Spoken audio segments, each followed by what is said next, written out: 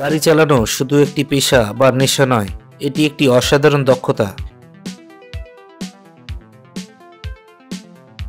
এই ধরনের দক্ষ ড্রাইভারদের দক্ষ পেশাদারিত্বে সময়ের সঠিক ব্যবহার হয় এবং যান এবং মালের নিরাপত্তা বজায় থাকে।